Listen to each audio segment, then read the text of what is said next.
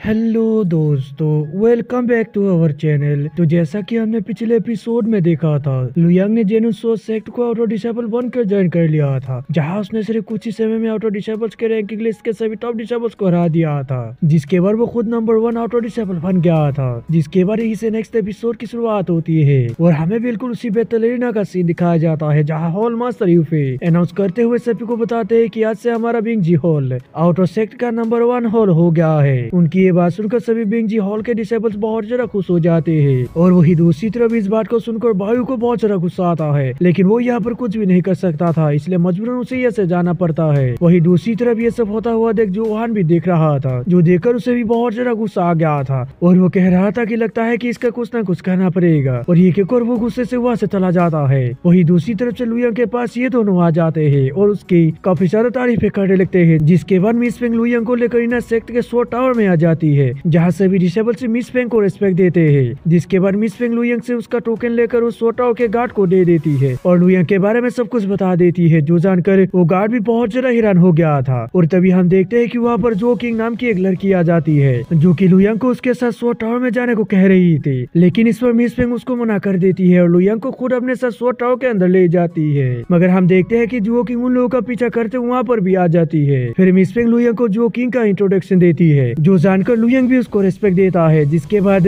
Miss Feng Luoyang को लेकर sword tower के 4th फ्लोर पे आ जाती है, जहाँ वो लुयांग को बताती है कि स्वॉर्ड टावर के 4th फ्लोर पे 11 कल्टीवेशन रूम्स है, जिसमें से रूम नंबर 1 से लेकर 10 तक इन सेक्ट के डिसेबल्स कल्टीवेट करते हैं और 11 नंबर के रूम पर आउटर डिसेबल्स के टॉप के डिसेबल्स कल्टीवेट करते हैं। अगर तुमने 7 लेवल पर ब्रेक थ्रू कर लिया तो फिर तुम अपने आप ही इन सेक्ट के डिसेबल बन जाओगे। मिस फेंग की ये बात सुनकर लुयांग भी खुश होते हुए कहता है, अगर ऐसी बात है तो फिर मैं 7 लेवल पर ब्रेक थ्रू करने के बाद इस स्वॉर्ड टावर से बाहर जाऊंगा। लुयांग की ये बात सुनकर मिस फेंग भी हंसने लगती है और उससे कहती है कि तुमको ऐसा करने का मौका नहीं मिलेगा, क्योंकि बहुत ही जल्द वाइल्डर ने सीक्रेट डोमेन ओपन होने वाला है, जिसके अंदर 3 हॉल्स और 10 सेक्ट के सभी टैलेंटेड डिसेबल्स से ट्रेजर ढूंढने के लिए जाने वाले हैं। मिस फेंग की ये बात सुनकर लुयांग भी समझ जाता है कि उस सीक्रेट डोमेन के अंदर बहुत ही ज्यादा खतरा होने वाला है, इसलिए वो वहाँ पर जाने से मिस फेंग को मना करने लगता है। लेकिन इस पर मिस फेंग उससे कहते हैं कि अब तुम ऑटो डिसेबल्स के नंबर 1 रैंक पर आ गए हो, इसलिए तुमको हमारे साथ वहाँ पर किसी भी हालत में चलना पड़ेगा, इसके अलावा तुम्हारे पास कोई भी रास्ता नहीं है। मिस फेंग की ये बात सुनकर लुयांग भी काफी ज्यादा निराश हो जाता है, क्योंकि उससे वहाँ पर जाने का मूड बिल्कुल भी नहीं था। जिसके बाद वो अपने पास से उस टोकन को बाहर निकाल कर उस रूम का दरवाजा ओपन करके उसके अंदर चला जाता है, जिसके साथ उस रूम का दरवाजा भी बंद हो गया था। उस रूम के अंदर आने के बाद लुयांग अपने पास से लोंगियान का सेपेस बैग बाहर निकाल कर उसके अंदर से काफी सारे डिवाइन स्टोन्स को कल्टीवेट करने के लिए बाहर निकाल देता है, जिसके साथ ही वो कहता है कि सुयान तुम मेरा हेवेली स्वॉर्ड रियलम पर वेट करना, मैं बहुत ही जल्द एक इमोर्टल बनकर वहाँ आ रहा हूँ। और ये कहकर वो वहाँ पर अपना कल्टीवेशन करने लग जाता है, जिसके साथ ही हमें 30 साल बाद का सीन दिखाया जाता है, जहाँ पर हम स्वॉर्ड टावर के अंदर 2 डिसेबल्स को बातें करते हुए जाता हुआ देखते हैं। इनके बातों से हमें मालूम चलता है कि लुयांग ने 10 साल पहले ही 6 लेवल पर ब्रेक थ्रू कर लिया था और इसके साथ ही दाइकिंग डायनेस्टी भी यहाँ पर उनको चैलेंज करने के लिए आ गए हैं, जिन्होंने सभी सेक्ट के अंदर जाकर उनको चैलेंज करके पहले से ही उनको हरा दिया था। बस अब इनका स्वॉर्ड सेक्ट ही बचा हुआ है। जिसके बाद हमें बाहर का सीन दिखाया जाता है, जहाँ पर दाइकिंग डायनेस्टी के लोग इनको चैलेंज करने के लिए पहुंच गए थे। यहाँ पर अब सेक्ट लीडर भी उनका स्वागत करते हैं और उनको थोड़ी देर आराम करने को कहने लगती है, लेकिन इस पर दाइकिंग डायनेस्टी का इमोर्टल उनसे कहता है, हमें रेस्ट करने की कोई भी जरूरत नहीं है, हम यहाँ पर सिर्फ तुम्हारे सेक्ट के साथ फ्रेंडली बैटल करने के लिए आए हैं, क्योंकि हमने पहले 9 सेक्ट और 3 पैलेस के साथ बैटल कर लिया है, अब से तुम्हारा स्वॉर्ड सेक्ट ही बचा हुआ है। उसकी ये बात सुनकर अब सेक्ट लीडर लेफिजियन भी इसके लिए मान जाते हैं। जिसके बाद वो सभी लोग इन सेक्ट के बैटल एरिना के पास आ गए, जहाँ पर की दोनों पार्टीज के डिसेबल्स एक दूसरे से फ्रेंडली बैटल करने वाले थे। और वहाँ पर दाइकिंग डायनेस्टी की तरफ से सांगवान सबसे पहले बैटल करने के लिए आता है, जो कि एक 6 लेवल का हेवेली गॉड है और वो इनके सेक्ट के 7 लेवल के हेवेली गॉड्स को उससे फाइट करने के लिए चैलेंज कर रहा था। जो देखकर ये लोग आपस में बातें करते हुए कह रहे थे कि आखिर ये अपने आप को इतना ज्यादा ओवर एस्टिमेट क्यों कर रहा है, लगता है कि ये कुछ ज्यादा एरोगेंट बन रहा है, क्योंकि इसके फादर है गॉड किंग है, जो कि दाइकिंग डायनेस्टी का किंग भी है। मगर चूंकि यहाँ पर कोई भी सांगवान से फाइट करने के लिए आगे नहीं आ रहा था, जो देखकर सांगवान उन सभी का बहुत ही बुरी तरह से मजाक उड़ाने लगता है, जिसकी वजह से इन सभी डिसेबल्स को भी गुस्सा आ गया था। इसलिए एक डिसेबल उससे फाइट करने के लिए तुरंत ही एरिना में आ गया था और फिर इसने तुरंत ही सांगवान पर अपने स्वॉर्ड से हमला भी कर दिया था। मगर सांगवान उसके अटैक को बहुत इजीली रोक देता है और जिसके तुरंत ही उसने ऊपर एक काफी पावरफुल हमला करके उसे एरिना से बाहर भी भेज देता है, जिसकी वजह से वो डिसेबल वहाँ पर हार गया था, साथ ही साथ वो बहुत ज्यादा घायल भी हो गया था। ये देखकर अब जेनु सेक्ट के सभी डिसेबल्स बहुत ज्यादा हैरान हो जाते हैं, क्योंकि सांगवान सिर्फ 6 लेवल का हेवेली गॉड है, लेकिन उसने सिर्फ अपने एक ही अटैक से उस 7 लेवल के हेवेली गॉड को बहुत इजीली हरा दिया था। जिसके बाद हम देखते हैं कि एरिना में एक और डिसेबल सांगवान से फाइट करने के लिए आ जाता जाता है और वो डिसेबल भी तुरंत ही अपने सोच से सांगवान पर अपने फुल पावर से हमला कर देता है, जिसकी वजह से सांगवान भी उसके अटैक को रोक नहीं पाता है और वो खिसकता हुआ काफी ज्यादा दूर पीछे चला गया था। लेकिन ऐसा होने के बाद भी सांगवान वहाँ पर मुस्कुराने लगता है और जिसके तुरंत ही उसने काफी सारे मल्टीपल सोर्स को क्रिएट करते हुए उस डिसेबल पर हमला भी कर दिया था, जिसकी वजह से वो डिसेबल उसे बिल्कुल भी रोक नहीं पाता है और वो घायल होते हुए एरिना से बाहर जा गिरता है। तो ये देखकर मिस फेंग उसको संभालने लगती है, हालत के बारे में पूछने लगती है। अब सांगवान के इन पॉज को देखकर सेक्ट लीडर ले फिजियन भी समझ जाते हैं कि उसके पास कोई ना कोई डिवाइन बॉडी है जिससे वो अपने से हाई लेवल के डिसेबल्स को इतनी आसानी से हरा रहा है, जिसका मतलब सिर्फ यही था कि सांगवान फ्यूचर में जाकर एक गॉड किंग जरूर बनेगा। सेक्ट लीडर ले फिजियन की ये सब बातें सुनकर डाइकिंग डायनेस्टी के इमोर्टल हंसते हुए उनसे कहता है सांगवान सिर्फ गॉड किंग ही नहीं बनेगा बल्कि वो उससे भी आगे जाएगा, क्योंकि उसके पास जन्म से ही डिस्ट्रक्शन जोनजिन एनर्जी बॉडी है। उस इमोर्टल की ये बात सुनकर आप सेक्ट लीडर ले फिजियन भी समझ जाते हैं कि वो लोग इस राउंड को बिल्कुल भी नहीं जीतने वाले हैं, इसलिए वो इस राउंड को हार मानने का सोचते हैं। लेकिन तभी मिस फेंग उसको ऐसा करने से मना कर देती है और बताती है कि अभी भी एक डिसेबल बचा हुआ है जो कि सांगवान को हरा सकता है। मिस फेंग की ये बात सुनकर सेक्ट लीडर भी थोड़ा सा हैरान हो गए थे और वो उसको तुरंत ही उस डिसेबल को यहाँ लाने के लिए कह देते हैं। इसलिए मिस फेंग भी तुरंत ही जाकर लुयांग को सो टावर से बुला कर ले आती है। साथ ही साथ वो लुयांग को सब कुछ बता भी देती है कि यहाँ पर क्या क्या हुआ था, जो जानकर अब लुयांग भी सांगवान से फाइट करने के लिए एरिना में आ जाता है। जिसके बाद इन दोनों के दरमियान फाइट शुरू हो जाती है, जहाँ पर कि सबसे पहले सांगवान अपने मल्टीपल सोच से लुयांग पर हमला कर देता है, लेकिन लुयांग भी अपने ड्रैगन टाइगर स्किल का यूज करते हुए उसके अटैक को डिस्ट्रॉय कर देता है। जिसके बाद हमें इन दोनों के दरमियान एक बहुत ही आइकॉनिक लेवल की फाइट देखने को मिलती है, जहाँ ये दोनों ही एक दूसरे को बराबर की टक्कर देते हुए एक दूसरे पे लगातार अटैक किए जा रहे थे। ये दोनों यहाँ पर बिल्कुल भी हार मानने को रेडी नहीं थे, लेकिन तभी हम देखते हैं कि लुयांग अपने पास से एक और स्वॉर्ड को बाहर निकाल कर उस पर एक बहुत ही पावरफुल हमला कर देता है, जिसे सांगवान रोकने की तो बहुत ज्यादा कोशिश करता है, लेकिन वो इसमें नाकाम हो गया था। वो घायल होते हुए एरिना से बाहर जा गिरा था, जो देखकर डाइकिंग डायनेस्टी का इमोर्टल पावर जरा हैरान हो जाता है और उसको लुयांग पर बहुत ज्यादा गुस्सा आने लगा था। और वही दूसरी तरफ से सांगवान लुयांग को धमकी देने लगता है उसको घायल करने के लिए, जो देखकर लुयांग स्माइल करते हुए उसका मजाक उड़ाने लगता है, जिसकी वजह से सांगवान को और भी ज्यादा गुस्सा आने लगता है।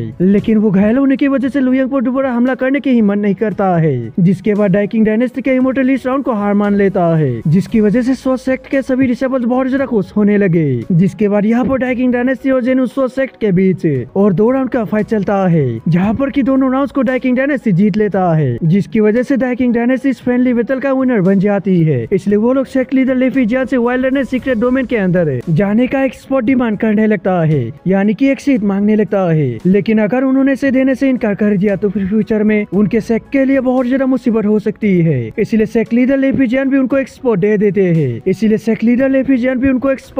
हैं। जिसके बाद डाइकिंग डायनेस्टी के सभी लोग वहाँ से वापस चले जाते हैं। उनके जाने के बाद डेप्यूटी लीडर हांसी गुस्से से कहने लगते हैं ये डाइकिंग डायनेस्टी कुछ ज्यादा ही घमंडी होते जा रहा है, हमें जल्दी ही इनका कुछ ना कुछ करना पड़ेगा। लेकिन इस पर सेक्ट लीडर कहते हैं कि डाइकिंग डायनेस्टी के पास एक गॉड किंग है, जिसकी वजह से वो लोग बहुत ज्यादा पावरफुल है, इसलिए हम उनका कुछ भी बिगाड़ नहीं सकते हैं। जिसकी वजह से हमें सबसे पहले खुद के पावर्स को इंक्रीज करना पड़ेगा, जिसके बाद हम उनको देख लेंगे। और ये कहकर वो लुयांग को अपने पास बुलाकर उसकी तारीफें करने लगते हैं और उसको और भी ज्यादा हार्ड प्रैक्टिस करने के लिए कह देते हैं, जिस पर लुयांग ने भी उनको हाँ कह दिया था। जिसके बाद हमें 1 महीने के बाद का सीन दिखाया गया, जहाँ पर लुयांग और बहुत सारे डिसेबल्स सेक्ट लीडर के साथ एक शिप में वाइल्डनेस सीक्रेट डोमेन की तरफ जाने लगे थे। और यूं ही 10 दिनों का सफर तय करने के बाद वो लोग फाइनली सीक्रेट डोमेन के फॉर्मेशन के पास पहुंच जाते हैं, जहाँ पर कि पहले से बहुत सारे सेक्ट के लोग आए हुए थे और वहाँ पर इमोर्टल बिल और गार्डियन भी मौजूद था, जो कि लुयांग को देखकर बहुत ज्यादा गुस्सा हो गया था। लेकिन चूंकि वहाँ पर सेक्ट के सभी लोग ही आए हुए थे, इसलिए वो लुयांग पर हमला करने की हिम्मत नहीं करता है। और तभी हम देखते हैं कि वहाँ पर स्नो गॉड सेक्ट के एक इमोर्टल जिसका नाम मिस यून है, वो सेक्ट लीडर के पास आकर ग्रैंड मास्टर फेंग जेना के बारे में पूछने लगती है, जिस पर सेक्ट लीडर बताते हैं कि वो भी आर्टेमिस के अंदर मौजूद है, लेकिन वो कब वापस आएंगे हमें उसके बारे में नहीं मालूम है। सेक्ट लीडर की ये बात सुनकर मिस यून इसके बारे में पूछती है कि आखिर तुम्हें इसके बारे में किसने बताया, जिस पर सेक्ट लीडर लुयांग की तरफ इशारा करते हुए बताते हैं कि इसका नाम लुयांग है, जो कि मास्टर फेंग जेना से आर्टेमिस में मिला था और इसने ही हमें उनके बारे में बताया था। इस पर मिस यून भी हाँ कहते हुए वहाँ से चली जाती है और ये स्नो गॉड इनके सेक्ट का दोस्त है। वही दूसरी तरफ से मून गॉड सेक्ट भी जेनुस सोच सेक्ट का दोस्त है, इसलिए उनके सेक्ट का इमोर्टल आकर सेक्ट लीडर से बात करने लगती है। वही दूसरी तरफ से मिस फेंग लुयांग को स्नो गॉड सेक्ट के एक डिसेबल से मिलाती है, जो कि स्नो गॉड सेक्ट के इनर सेक्ट की टॉप की डिसेबल्स में से एक है, जिसका नाम मिस यान है। मिस यान वहाँ पर लुयांग की तारीफें करने लगते हैं, क्योंकि लुयांग ने सांगवान को फ्रेंडली बैटल में हरा दिया था। थोड़ी देर बातें करने के बाद मिस यान वहाँ से चली जाती है, जिसके जाने के बाद लुयांग मिस फेंग से पूछता है कि वो दोनों लड़कियां कौन है जो कि सेक्ट लीडर से बातें कर रही है, जिस पर मिस फेंग बताती है कि जो लड़की सेक्ट लीडर से बात कर रही है। वो मून गॉड सेक्ट की इमोर्टल मिस रुयान है और उनके पीछे जो खड़ी हुई है उसका नाम मिस यूरो है, जो कि उनके इनर सेक्ट की टॉप डिसेबल्स में से एक है। थोड़ी देर बाद हम देखते हैं कि वहाँ पर ट्री हॉल्स के लोग भी पहुंच जाते हैं, जहाँ पर कि लिटिल डीमन फेरी भी मिस यानलन के साथ आई थी, जो कि अब वहाँ पर लुयांग को जिंदा देखकर बहुत ज्यादा खुश हो जाती है। साथ ही साथ लुयांग भी डीमन फेरी को वहाँ पर देखकर खुश हो गया था। वो लोग अब वहाँ पर एक दूसरे से बातें करने लगते हैं, जो देखकर मिस फेंग को बिल्कुल भी अच्छा नहीं लगता है, क्योंकि मिस फेंग दिल में लुयांग को पसंद करने लगी थी। वही दूसरी तरफ से मिस यानलन मिस फेंग को बात करने के लिए साइड में बुलाने लगती है, इसलिए मिस फेंग भी उसके साथ बात करने के लिए चली गई थी। थोड़ी देर बाद हम देखते हैं कि वहाँ पर डाइकिंग डायनेस्टी के लोग भी पहुंच जाते हैं, जहाँ डाइकिंग डायनेस्टी का इमोर्टल सभी लोगों को अपने पावर्स का यूज करते हुए वहाँ पर पोर्टल ओपन करने को कह देता है, जो सुनकर सभी ने भी ऐसा करके वहाँ पर एक पोर्टल ओपन कर दिया था। जिसके बाद सभी सेक्ट के हेवनली गॉड से पोर्टल के अंदर सीक्रेट डोमेन में चले गए थे। सीक्रेट डोमेन के अंदर आने के बाद सांगवान अपने लोगों को लेकर लुयांग के पास आ जाता है और उसको जान से मारने की धमकी देने लगता है। लेकिन यहाँ पर लुयांग के सपोर्ट में भी बहुत सारे सेक्ट है और साथ ही साथ फेरी वेस्टलैंड हॉल भी आ जाता है। इसीलिए ना चाहते हुए भी सांगवान को वहाँ से जाना पड़ता है, लेकिन वो जाते हुए भी लुयांग को धमकी देकर जाता है कि तुम कब तक दूसरों के पीछे छुपकर मेरे हाथों से बच पाओगी। उनके जाने के बाद बाकी सभी सेक्ट के लोग भी लुयांग को सांगवान से केयरफुल लेने को कहकर वहाँ से ट्रेजर ढूंढने के लिए आगे की तरफ निकल गए थे। दूसरी तरफ मिस फेंग लुयांग को बताती है कि ये सीक्रेट डोमेन सिर्फ 15 दिनों के लिए ओपन रहेगा, इसलिए हम कल्टीवेट करने के लिए सबसे पहले जेन्युइन फ्रूट्स को ढूंढेंगे। मिस फेंग की ये बात सुनकर लुयांग चौंकते हुए उससे पूछता है कि क्या ये सीक्रेट डोमेन सिर्फ 15 डेज के लिए ओपन रहेगा। इस पर मिस फेंग बताती है कि ऐसा नहीं है, यहाँ पर 15 दिनों के बाद गोल्डन लाइट डिजर्ट अपीयर हो जाएगा, जो कि पूरे सीक्रेट डोमेन को अपने अंदर मिला लेगा, इसलिए 15 दिनों के बाद हमें यहाँ से बाहर जाना पड़ेगा। और साथ ही लेजेंड्स का कहना ये है कि गोल्डन लाइट डिजर्ट के अंदर गोल्डन स्पिरिट भी आ जाते हैं, जो कि अपने आप को डिजर्ट के अंदर ब्लैक गोल्ड मटेरियल में ट्रांसफॉर्म कर लेते हैं। और ये ब्लैक गोल्ड मटेरियल एक कल्टीवेटर के लिए बहुत ही ज्यादा कमाल की चीज होती है, जिसका यूज करते हुए कोई भी कल्टीवेटर अपने बॉडी को बहुत ज्यादा स्ट्रॉन्ग बना सकता है। साथ ही साथ वो उसका यूज करते हुए डिवाइन वेपन्स को भी रिफाइन कर सकता है। मिस फेंग की ये बात सुनकर लुयांग भी हैरान हो गया था, लेकिन तभी उसके अंदर से गॉड किंग जिनहोंग उसको बताते हैं कि मुझे लगता है कि ये सब काम गोल्डन पपेट गॉड किंग ने किया है। ये सुनकर लुयांग भी उसके बारे में उनसे पूछने लगा था, जिस पर जिनहोंग बताते हैं कि गोल्डन पपेट किंग एल्केमी और पपेट्स को बनाने में एक मास्टर है। अगर सच में गोल्डन पपेट किंग यहाँ पर मौजूद है तो फिर हमारा काम यहाँ पर बिल्कुल आसान होने वाला है, क्योंकि मेरे पास एक मटेरियल कंट्रोल टेक्निक है जिसका यूज करते हुए तुम उसको डिफीट कर सकते हो। और ये कहकर गॉड किंग जिनहोंग उसको वो टेक्निक उसके माइंड के अंदर भेज देते हैं, जिस टेक्निक की मदद से लुयांग किसी भी मेटल को बहुत इजीली कंट्रोल कर सकता था। उसके बाद वे सभी लोग ट्रेजर ढूंढने के लिए सीक्रेट डोमेन के अंदर आगे की तरफ निकल गए थे, जहाँ थोड़ी देर बाद वे सभी लोग एक फॉरेस्ट के ऊपर पहुंच गए थे, जहाँ उनको जेन्युइन फ्रूट्स दिखाई देता है, लेकिन वे सभी फ्रूट्स अभी तक पके नहीं थे, इसलिए वो इनके किसी भी काम का नहीं था, जिसकी वजह से ये सभी लोग यहाँ से अलग रहने का डिसाइड करते हैं, ताकि ये लोग ज्यादा से ज्यादा ट्रेजर्स को कलेक्ट कर सके और फ्रूट्स को भी कलेक्ट कर सके। लेकिन चूंकि यहाँ पर मिस फेंग को लुयांग की फिक्र हो रही थी, इसलिए वो चुपके से लुयांग पर डिवाइन इंटेंशन मार्क छोड़ देती है, ताकि वो लुयांग के लोकेशन का पता लगा सके। साथ ही साथ जुओ किंग भी चुपके से लुयांग पर डिवाइन इंटेंशन मार्क छोड़ देती है, ताकि वो भी मिस फेंग की तरह लुयांग के लोकेशन को ट्रैक कर सके। इनको ऐसा करता हुआ लुयांग को भी मालूम चल गया था, लेकिन वो कुछ भी नहीं कहता है, जिसके बाद वे सभी लोग फ्रूट्स को ढूंढने के लिए अलग अलग हो गए थे। फिर एक दिन भर हमें लुयांग को दिखाया जाता है, जो कि बहुत सारे जेन्युइन फ्रूट्स को कलेक्ट कर चुका था और वो जंगल में अभी भी और फ्रूट्स की तलाश करने में लगा हुआ था। लेकिन तभी हमें दिखाया जाता है कि वहाँ पर जुओ किंग लुयांग के पास आ जाती है, जिसके इंटेंशन लुयांग के खिलाफ बिल्कुल भी अच्छे नहीं थे। वो जुओ हान के कहने पर लुयांग को मारने के लिए यहाँ पर उसके पास आई थी, जिसका अंदाजा लुयांग को भी हो गया था, इसलिए लुयांग उससे कह रहा था कि तुम यहाँ से वापस चली जाओ, मैं खामखा तुम्हें मारना नहीं चाहता हूँ। लेकिन इस वक्त जुओ किंग लुयांग को अंडर एस्टिमेट करके उन दोनों के चारों तरफ एक फॉर्मेशन बैरियर बना देती है, ताकि यहाँ से कोई भी साउंड बाहर ना जाए और वो लुयांग का काम यहाँ पर बिना किसी दिक्कत के तमाम कर दे।